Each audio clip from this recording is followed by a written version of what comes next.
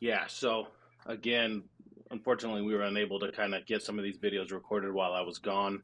I did take notes and we did put out the bets for this past week, but we're going to have to actually go back and recap, unfortunately, um, a couple of the bets where we didn't do so good. The Eagles -3.5 versus the Redskins. Neither of us hit that. I had the Bears, of course, again, which I'll never be doing again. I had the one though is we did go against each other on Ravens, Steelers. I was able to cover the 6. You didn't cover that. You had the Bengals. They covered pretty nicely. Going back and actually looking at these bets, you had a 3-1 money line that actually paid out that week 3-1. It was good, actually. You're talking about my prop bets, right? Yeah. So 2 weeks ago we had Packers. You had Packers, Bills, Bengals, Lions, Falcons, Chiefs. Oh, Uh, just the money line bet. Yeah, that one won too. I actually had a really good week against the spread. Not so great. I think I was 1 for 3 against the spread. But like I say, I'm not the greatest on the spread one. But my prop bets and my money lines were golden again. Killed it on that one. so yeah, that week went. We both went 1 for 3 against the spread. We both had our player props, and then you had that kind of wild card thing. And then let me go Mm-hmm. now to last week. So you put like fucking 10 different player props. Walk me through your reasoning behind all of those. Mostly just they're the player props that I usually like. So normally, we just do one of the player props. You had quite a bit that you felt good about. Walk me through some of those before we get to some of the games this past weekend. Well, my best ones were definitely the running backs. Like, I really like to break down who the team is playing, how motivated they are, and who the defenses are playing. So we had, Jonathan Taylor against the Giants. That's pretty much money for sure. The Giants' run defense is terrible. Bijan over the Redskins. Sorry, the Commanders. Old habits die young, basically. That just seemed like a given. I mean, all you've got a rookie quarterback there. You're on prime time. Their best chance was to try to do ball control, and their best player is Robinson. So the over for that was huge. Tracy, I got super duper lucky on. The crazy part about the Giants, again, the other team they're playing, the Colts run defense is really bad. Tracy had a 40-yard run in the first quarter, and he barely cleared 51 and a half, but he did, so thank goodness. Well, my biggest miss was Jordan Love. I thought for sure that the Packers were going to show up and it was going to be a gunfight. And Minnesota, as they blitz really well and they're good at creating turnovers, they're actually very poor against the pass. So I thought that Mm-hmm. was going to be a win. He started coming back with a fury, but he didn't have it. The easiest one of all was Purdy versus the Lions. The Lions, not by any fault of their own, the entire defense is beat up and damaged. The Niners are playing at home in clear weather. The Niners defense isn't that good either. Purdy over 254 yards seems like an absolute given, which it turns out he had one of his best games of his career, yards wise and everything. And we got lucky with Jennings. Jennings got all of his yards at the end of the spot, but a lot of these overs are huge. If you notice, I didn't bet any unders. Oh, I hit Jonathan Taylor for the touchdown for the first score too, so that was huge. Also, I missed that That one he over. didn't he didn't hit I that. thought he did hit that. No, Malik Neighbors was the first touchdown. Oh, he was the first Colts touchdown. Yeah, That's first right. Colts touchdown. That's right. He was. He was the first Colts touchdown, not the first overall touchdown.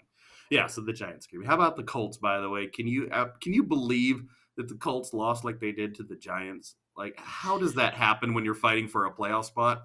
That's It's in unbelievable. it's embarrassing, and I don't know what to make of it.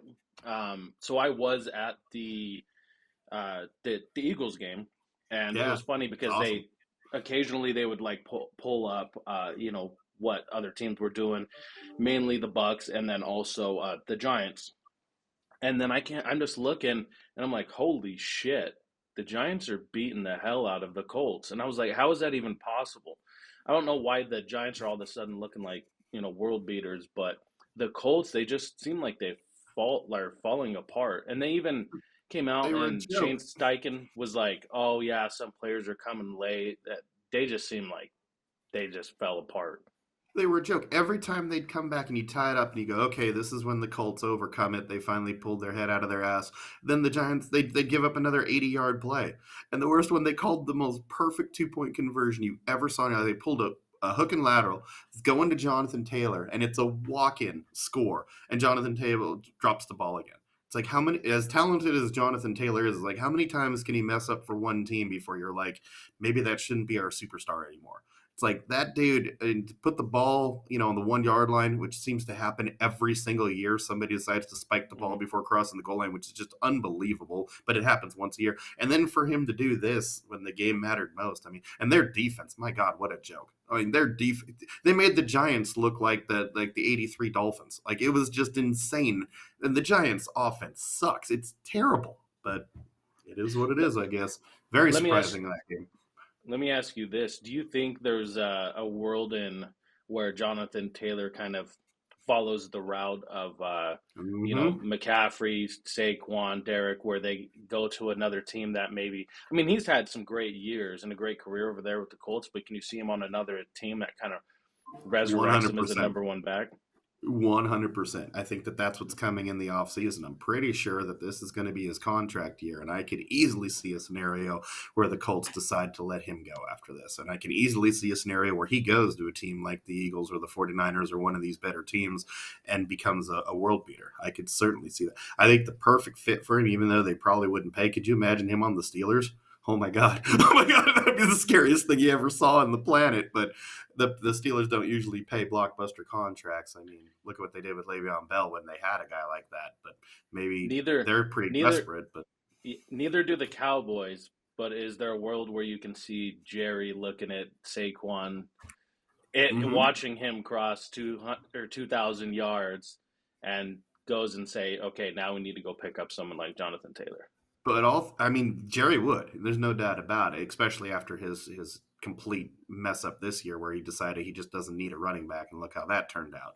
So I could see Jerry doing it. But I mean, if you had to choose between the Pittsburgh offensive line and the Pittsburgh system versus the Cowboy offensive line and the Cowboy system, if you're Jonathan Taylor, I think you're taking Pittsburgh. I really do. Like the Mm-hmm. Cowboy offensive line's in disarray. Who knows what they're going to do at quarterback? Their owner is, well, he pays a lot of money, which of course is most important. He is still a little bit senile at this point. If it's even money and they're both are offering the same amount of money, I see him going to Pittsburgh. If it's not and he's the only one paying, then yeah, I could see him going to Dallas. I don't know if he's going to have that Derrick Henry, Saquon Barkley effect though. The Ravens are one of the best teams in football. The Eagles are one of the best teams in football. The Eagles have one of the best offensive lines on top of that. Cowboys are kind of in disarray right now. Even if he does go to Dallas, I don't see the same thing happening that happened for Derrick Henry and Saquon Barkley if he goes there. If he went to Pittsburgh, I do know. That's for sure. That would be unbelievable. And I noticed when we were going through those picks, like when you submitted it, I was a little surprised because over 101 rushing yards versus the Giants. I know the Giants suck, but that was a little bit surprising. But what I noticed is you went pretty heavy on the running backs, and I think you mentioned a little bit earlier. What is your theory on choosing some of the running backs for the prop bets? Because I noticed you do that a little bit more than receiving totals. Well, receiving is more of a luck scenario, quite frankly. Like a great example of that is McLaurin against Atlanta. That should have happened. They were throwing the ball all over the place. Atlanta's pass defense is not the greatest, and all he needed was 65 yards. But they decided that they were going to shift the entire defense on McLovin, and the rest of the Redskins did well.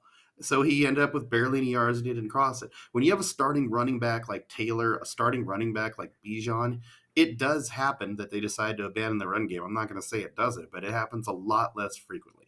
And stopping the run is about how strong you are up front and your consistency. If you've consistently all year long given up running back yards constantly, you're going to do it again most likely. Where in the past one, you could just be double covered and taken out of the entire equation. It's a lot simpler. Like a great one is AJ Brown. AJ Brown should have went over against the Cowboys. He absolutely Hmm. should have, but they had a quarterback go down. They're all of a sudden they're up by 30 before you can blink. They're not throwing the ball anymore. it's over. Where on the flip side, if you've got a team like it should have been the Colts, it didn't work out that way, that should be killing the Giants, who are playing a bad run defense, who have nothing to play for except the first round pick, what are you going to do in the third and the fourth quarter? You're going to run the ball to your star, and you're going to put a sleeper hold on the game. Mhm. If you're when you're picking a running back, you not only want to pick a really good running back against a really bad defense, but you also want to pick a game where you think that the team's going to win. Where in the third and fourth quarter they're going to rely on that running back. Versus if you pick a really good running back, like a good one is Rashard Stevens or Rashawn Stevenson, I should say, with the The Patriots. Pats. He's a pretty good running back, is the truth. But if your team's down by 20 to 25 points before you can blink, you're not going to run the ball anymore. So Mhm. even if he's a good running back, it doesn't really make sense to do. You want to pick a running back who's good in a good situation, but also is most likely going to get the ball in the third or fourth quarter. You pick a receiver like McLevin, like an AJ Brown. The risk you have is all of a sudden you're up by a ton in the third quarter, and you just decided you're not going to throw the ball anymore. No fault That of was, Brown's. yeah, that's what I kind of missed when I looked at that. And I was like, okay, his receiving total is 65. That's a lot lower than it has. And I know we have Jalen Hurts out, but I was thinking about that game against um, the Commies and thinking, okay, Kenny Pickett just went to AJ Brown over and over and over again. Yeah, I So I was liked like, it too. it should be, in theory, it should be easy. But you're right in the fact of it's a lot easier to roll coverage or like you said, put on a double team. But if your run defense is bad, it's there's nothing you could do, Exactly. especially against a great back. There's almost like yeah, you could blitz every play, but I mean even earlier in the year, like when the Eagles played the Rams, they had like nine in the box, and they just brought the house, Yeah, they and just dared he you. just found a hole, and he still pops off for 70 yards. And So the flip side of that is Jennings. Jennings is certainly a very good receiver. He's doing having a great year, but he's no AJ Brown. They had almost the exact same yards. But you've got a team like the 49ers. You knew that was going to be a shootout. You knew the Lions defense was just atrocious. Again, not their fault. It's all injuries. You knew most likely it was shocking. The 49ers gave them all they could handle. They just weren't enough. There wasn't enough guys out there for them, but you knew they were going to throw the ball and they were going to most likely be losing in the fourth quarter, which eventually is what happened. When they were beating the Lions, Jennings had like 25 yards through three quarters. Once mhm, they were losing, Jennings went from 25 yards to like 75 yards in a blink of an eye. Why? Because they had to get downfield, they had to get to their receivers. Next thing you know, Jennings is a focal point, and he crossed us over. And it has nothing to do with their talent level; it has to do with the situation. mhm. And we could touch a little bit on the ones we did against the spread. We pretty much had the same thing. I know my sheet had Panthers +8. I originally picked that, but Mm-hmm. I did switch it to the Eagles. So we both had the Lions, and we both had the Eagles, which covered Yep. pretty easily. You had the Packers, which didn't. What'd you think of that game versus the Vikings? That was a heartbreak. Like, honest to goodness, the reason why I picked it, and I think I said it on the last video. I think I can go back and prove it. I like two of these games. I had to pick a third because I had to. I nailed the Eagle one. I nailed the Lions one, and I said I have to pick a third game, so I'm going to pick the Pack just because, honest to goodness, I thought the Packers could win that game. The Packers were Hmm. awful for three quarters, and then the Vikings decided to just fall asleep and do their best impression of the 49ers for whatever reason.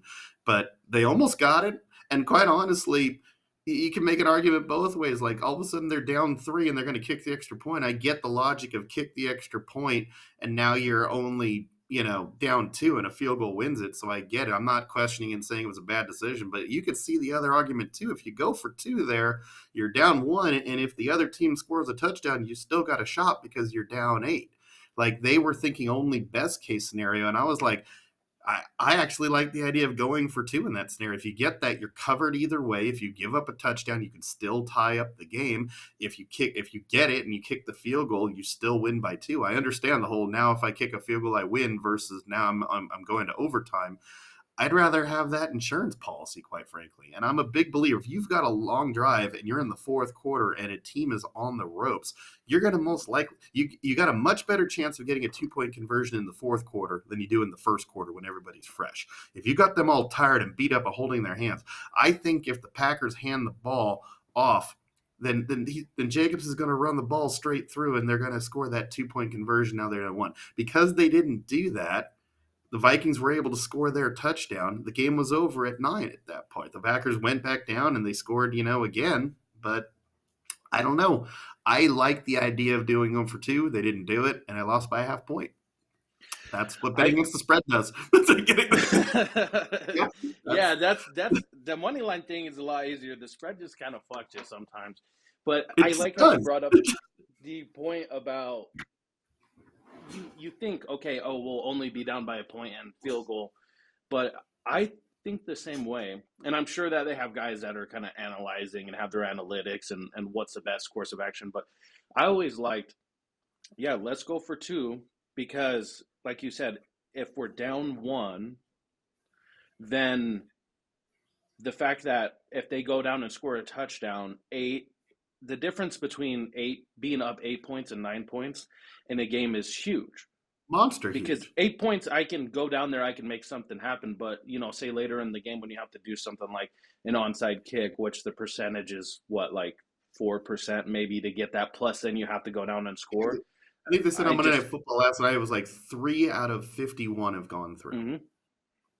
Yeah, it's not going to happen. Yeah. It's just So I like getting the points as much as you can. And like you said, if you have an opportunity where they're tired, they're beat down, you have, impose your will, you had a great drive put together. I think, hey, like let's look at worst case scenario if we kick the ball off to them and they're going down. And I think it also influences their decision too. Like they say they were talking about it in another game a couple of weeks ago, like how the score matters, like versus being down 3 or versus being down 6. You almost mhm. want them to be down 3, or you want to be up 3, not up 6, because when they're driving down and they need a touchdown, then all of a sudden they're going for it on fourth down. That's They're right. they have to go all out versus down 3. They're going to play a little bit more conservative, maybe take that field goal to tie it versus going for it on fourth down. I can see that point. I mean, I get it. I don't understand. Again, I'll give them credit, and it's easy to do right now because they're winning. But look what the Lions did against the 49ers. They went for it on fourth down when other people wouldn't. They did it 4 times, and they got 3 out of 4. Did they miss one of them? Sure, they did. They could have scored a touchdown. I mean, I'm sorry, they could have made a field goal. They could have made it 21-16. Instead, they went for it. They didn't score a touchdown. But what about the other 3 times that they did? They got 1 touchdown, and then on the other 2 drives, I think they scored on both those other drives that they converted on fourth down Mm-hmm. versus punting. And it's like, look, I get that you're like, oh, I don't want to do anything stupid, but if you can't trust your team to get 2, 3, or 4 yards, now again, I hear the logic, and sometimes you want to be conservative, but it's the situation. If you're in a blizzard and it's a 6-3 game and nobody can throw the ball and everybody's falling all over the place, yeah, punt the ball on 4th and 3, okay? But if you're in a clear sky and it's 65 degrees and it's the fourth quarter and the game's going, give your team a shot. You don't have to be so it's the situation a lot of time. And like you're talking about with that 1 point game, it's like, does a field goal win? Sure, but does a field goal? Yeah, it still does. If you give up a touchdown on that next drive and you're down 9, now again, they're only up 1. I guess the other team can go for 2, but most teams are conservative. Most won't. They're going to most likely make the extra point. If worst case scenario is that you give up a touchdown and you're down 8, you're still in it. If worst case scenario is that they score a touchdown, you're down 9, and there's 4 minutes left, you're going to lose that football game. So it's like, would you rather have the opportunity to win on a field goal and have no margin for error? Or would you rather have the situation going, now I can either tie on a field goal or I can still be in the game if they score a touchdown? I just like the idea of trying to put on as many points as possible and being aggressive. Uh, That's just me. I think the exact same way. And I don't know how much college football you watch, but when it was Indiana who played in the first round last week, they criticized him because he was down like 20 by half, or down. He was down a lot by half, and he was already across. He was on like the opponent's like 46, 47 yard, and he decides to punt on like 4th and 4 instead of going for it. And they criticized him. And the hard thing about like the aggressive approach is when it works, you have balls, right? When it doesn't, you're an idiot. But I You're like an what you idiot. said Yeah. too, is like that one's going to be criticized, the one fourth down that the Lions didn't get. But what about the other three and what impact that had on the game? The only problem I see It with won it, them the though, is game. It flat out mhm, won them the game. I mean, I don't think there's any other way to say it. If they kick field goals or punt in those situations in all four of them, I think the Niners win that game. I think it won them the game.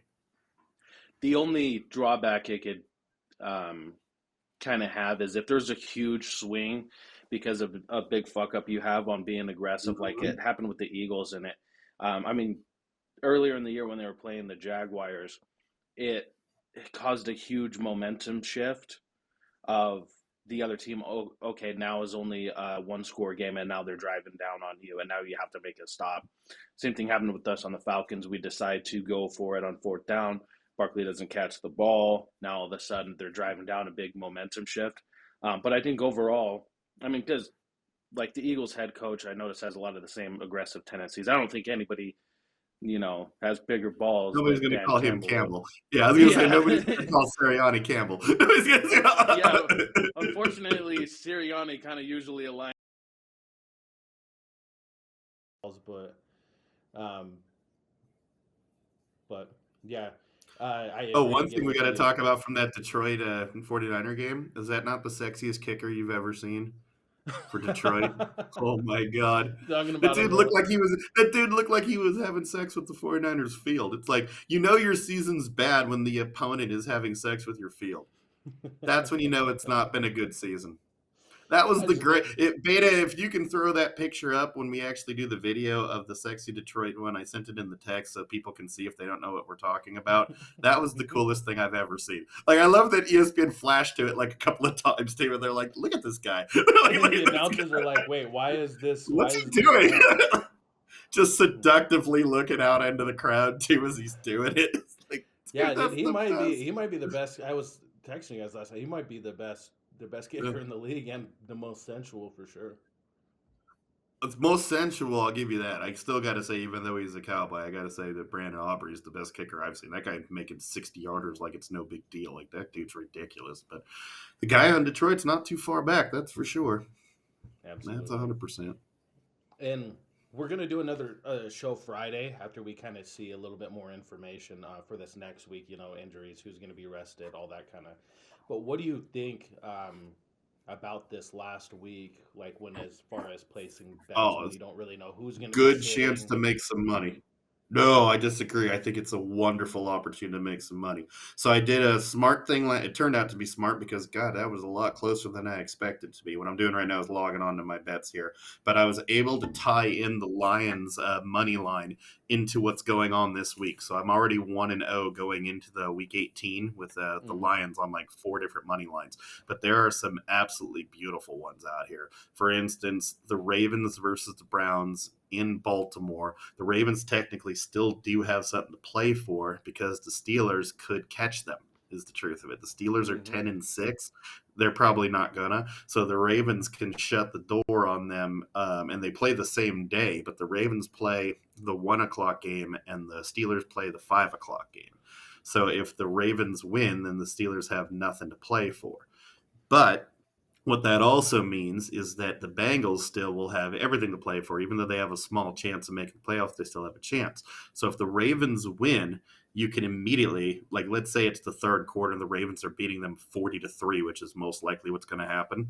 You can Hmm. immediately jump on and bet the Bengals money line because that means the Steelers have nothing to play for. They're already in the playoffs, I believe. Pretty sure that's true, right? We have to check on that. We'll check. We'll get that more accurate on the Friday show. I Yeah. believe the Steelers are in, though. If they're not, then that changes it. Then I disregard this statement. But if they're already in at this point, then that's got to think that the Bengals, who have everything to play for, will beat the Steelers, who would have nothing to play for. Then you've also got. Now, here's one that might surprise you. The Falcons are at home against the Panthers, and the Falcons still have a shot at winning the division, of course, if Tampa Bay somehow loses, which I highly doubt. I don't like this game. Don't pick this game. Carolina is playing way better, even though they had that horrible game with last one. I could see Carolina being in the Falcons on that last game because they're going to be playing super loose, and they know the Falcons are going to be playing I'm not saying they're going to beat them, and I'm not saying they're also not going to. I would call that one a 50-50, and the spread is like 8.5. If I'm betting against the spread, quite honestly, I'm probably picking the Panthers that week because I think they're going to be loose as can be, and they're going to be a nightmare for the Falcons.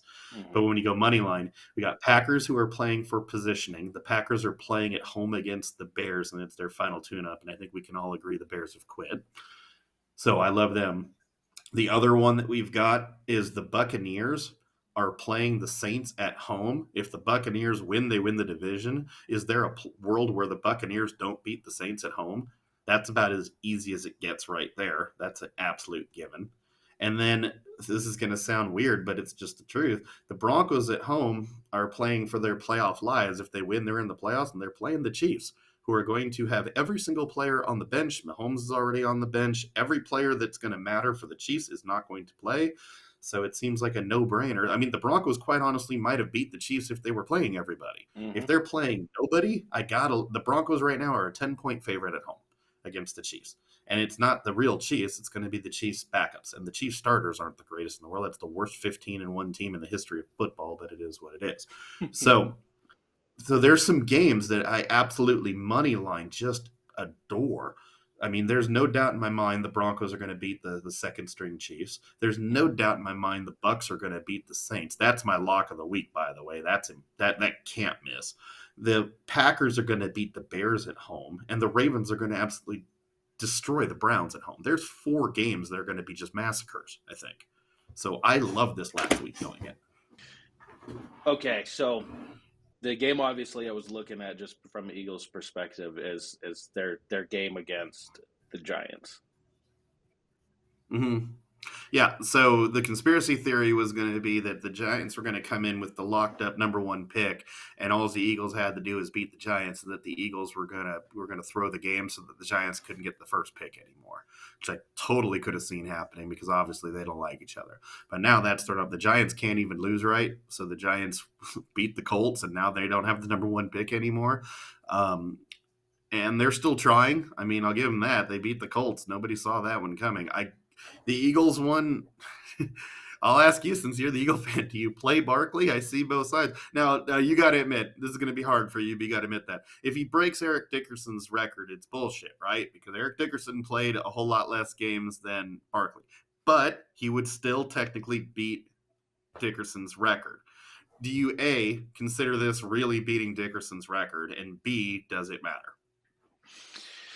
I think so. I mean there's records. I mean you go back, a lot of the records were even broken in like or set in 14 game seasons. But they still Mm-hmm. started continuing, with the 16 game season still making it the record. I think yeah, it'll always stand as a better performance, I think, from Eric Dickerson. Mm-hmm. Being able to break it in less games. I think what mattered most is Barkley breaking 2016 games, like pretty much everybody else except for I think OJ broke it in 14 games. Um, Mm-hmm. this is what I would do, and this is That's what I where thought was impressive. That he did 2016 games. I thought that was the impressive thing. Yeah. yes. Now going into the next game is hard because okay, do you risk the injury, or do you go get this and do you go make a statement and get the record against the other team? This is where what I think they should have done. I think they should have did everything they could last game to try and get Barkley 20, 30, 40 more yards against the Cowboys that they were already gassed out and done. And then Mm-hmm. you can play Barkley and get him 50, 60, 70 yards, which is a lot easier than getting 100 yards. But the Eagles have a record, and Nick Sirianni, of going for records. Mm-hmm. Like Devontae Smith's rookie year, we rested all of our starters for the playoffs, but put him in to get him the rookie receiving record. Right. I think it was a Exactly. franchise. So I think what's going to happen is Nick's going to, talk to him behind closed doors and say, "Hey, do you want to go get it? Like we can go get it." I think Barkley's a very unselfish player, but I don't see how he wouldn't want to break the all-time rushing He's gonna want season it. record against the team that disrespected him. I just don't see how he wouldn't want to do that. That's right. Now I got to ask But you this question. Of course, I got to ask you the follow-up. Then, do you think the Eagles can go to the Super Bowl and win it without Saquon Barkley? No, and that's No. that's why. Could No. you imagine? Could you imagine he falls short of the record, and God forbid something happened to him, Your because we're entire season is over against one of the worst teams, if not the worst team in football. You kill your entire season over a record that, in my opinion, it's really not even his record if he breaks it. I wouldn't start him. I would sit him. I would sit AJ. I would sit anybody. You can't sit they were making a great point of it in the Monday Night Football game last night. Even if you want to sit everybody, you can't sit everybody. It's impossible. You got to play some starters. But mm, anybody, if you can say, do the Eagles win the Super Bowl without AJ Brown? No, sit him. Do the Eagles win the Super Bowl without Hurts? No, sit him. Do the Eagles? And I would just ask that question. If you can for answer each the player. question, hey, if Devontae Smith is out, could they? Maybe they could. They have a much better chance with Devontae Smith, but I think maybe they could still win the Super Bowl without Devontae Smith. Maybe you play him. Totally fine. But any of your offensive linemen, any of your defense, any linebackers, anybody where if you say the words, if he's not in there, we don't win the Super Bowl, can't play. If you had a bye week in the first week, if you guys could have beat Washington, but no, you don't. You're playing in the second round. And as you know, it doesn't matter which wild card team you play. It could be the Lions. Well, it can't be the Lions in the first round, but any of those wild card teams that you can play, whether it's the Vikings, the Lions, the Packers, or the Redskins, any of those teams that you're going to play has a puncher's chance of beating anybody. I'm not saying they're going to, but they certainly have a chance at beating them. Washington did beat you. The Packers are a good team, even though I think you would beat the Packers. They're going to have a puncher's chance against you, and you're not going to play the Vikings or what's it called, or the Lions, Lions. but you might see them in the second round. It could very well be the Lions now. It's not looking so good for them. They gave their best punch to the Niners on offense, but they were punchless on defense, that's for sure. The Niner offense had looked terrible. The Niners were playing 3 backup offensive linemen. They were playing their 5th. Now, that's a ridiculous number. Their 5th left tackle of the season, and they couldn't put barely any pressure on Purdy. That says a lot. The Lions' defense is, oh my God, hurt, and they still couldn't get to Purdy. And if they can't basically do it against a 49er offense, what are they going to do against the Vikings? Yeah, that's what stuff. I was watching that game, and I just thought to myself, "There's no way the Vikings are going to get the 1 seed." And everybody thought it was the Lions, or Super Bowl champs, and It should have been. It should have been. It should have been. It wasn't. It's not the Lions. It's just like the 49ers. It's not their fault the entire team got hurt. It's like, should have been. It's just the Lions dealt with it much better than the 49ers did, and it happened much later in the season. But I mean, exactly. that 49er offense is putting it together on tape and bubble gum, and they look like the '84 Niners scoring at will. I mean, it was ridiculous. If Purdy didn't throw two, and I'll give Aikman and them credit. Like, they showed what the type Detroit's all about gambling right now, and Purdy just didn't see it. They're playing the most basic defense ever and hoping they can steal one, and Purdy fell for it 2 times is what happened. They did when they did that inverted cover too, The inverted uh, cover 2, and and then he then jumped the route.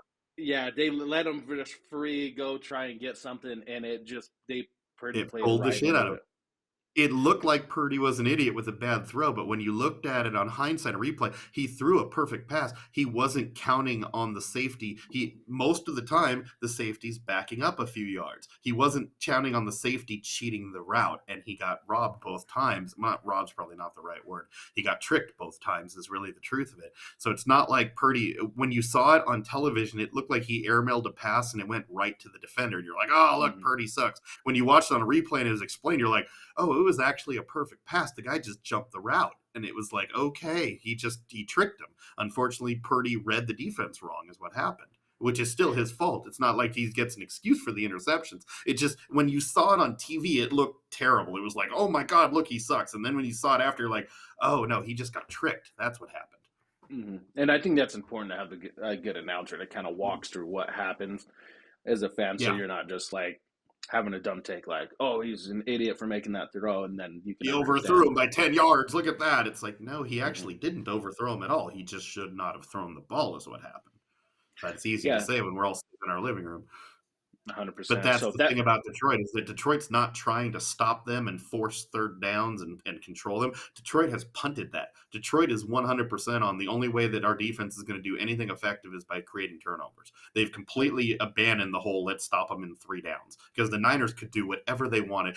Look, they could even run the ball whenever they wanted. They were running for 8 to 9 yards with backup offense, not just backups, mhm. third, fourth, fifth string level backup. They're running with their third running back, who's a wide receiver, and they're running with fat ass Devo, and they're running with all these different backup offensive linemen, and they were carving through the Lions like butter. What is Aaron Jones going to do to them? I mean, oh my God! I mean, what is a good offensive line going to do to him? What is Justin Jeff? This is what white receiver and Jennings did to them. What are Addison and Jefferson going to do to them? Like, That's I going to don't be know how the Vikings don't score 50 points. Yeah, I mean, Aaron Glenn is a genius, though, and that's really smart and creative. Okay, we're not going to try and play defense. We got to steal some possessions because we know our offense is going to go out there and can score. So we Mm-hmm. need to give them Only more chance. possessions than the other team, and that's how we win the game because we're not going to stop anybody. And That's they're right. not going I to. would have. Sorry, go ahead.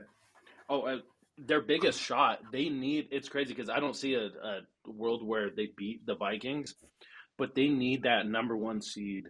They need that bye Badly, more than desperately, anybody. more than anybody. And that's the sad part is that if you would have told me that I would be saying the words, the Vikings will most likely beat the Lions at the end of the season, I would have told you you're nuts. And it's only because it's the same thing that could happen to any team.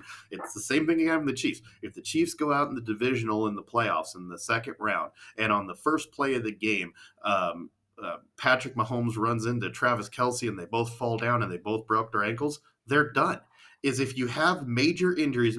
I love everybody that's always talking crap about the Lions right now, talking crap, obviously, about the 49ers right now. You talk about any of these talented teams that have 8,000 injuries. It's like, well, what do you expect? There's only so many injuries you can take before it's over. And I mean, look at the Bengals. Bengals are a perfect example. Bengals all beat up. Terrible beginning of the season. Bengals start getting healthy. Oh, look, they're the Bengals again. How about that? Isn't that amazing? Oh, look, Joe Burrow actually is doing really, really well. It's like, well, yeah, he's got Higgins back. Isn't that amazing? The talent. Look at Hurts as a great example on yours. Hurts is an amazing quarterback up for MVP. AJ Brown goes out. Oh, look, Hurts not as good anymore. Oh, look, Devontae Smith is out. Wow, Hurts is really bad. It's like, no, it's not that they got worse. It's the two of the best receivers in all of football on the same team aren't playing. So what do you think's going to happen? It's like people forget that it is what it is. And so I was thinking we'll know more and maybe speak more on it next week. But the Lions, if they don't win, they go in as a 5 seed. They're more likely going to play the Bucks or the Rams, who can Mm-hmm. throw all up and down the field. And the Bucks have Mm-hmm. already beat them this year. What a That's a heartbreak bad it would matchup. be. I'm no Lions fan, but I don't hate them either. The Lions have been bad for 50 years. So I don't know too many people who do hate the Lions. What a nightmare it would be for a team to be this good, to be eliminated as a wild card in the first round. I mean, that's almost borderline a crime if that happens. That would just But it be wouldn't. unbelievable. But it wouldn't surprise you if it would happen to anybody. It would No, happen to the Lions. and that's the saddest part of this whole thing. And then what if they go into a tailspin like the Niners did the previous season because they can't shake the mental thought of we should have won and we didn't and they can't get past it? Because And that's what same happened to thing the we did Niners too. beyond injuries. Same thing the Eagles did after there. The Niners knew they were the better team, and because of mistakes and just flat out stupidness, did not win the Super Bowl, and they fell apart this year along with injuries. What if that happens to the Lions too? It's just it's so fragile. 3-4 weeks ago, nobody would. If I would have told you that the Lions are going to win the Super Bowl, you would have had to make one hell of an argument to say they weren't. Now, when you're looking at it, we're talking about they could potentially lose in the first round.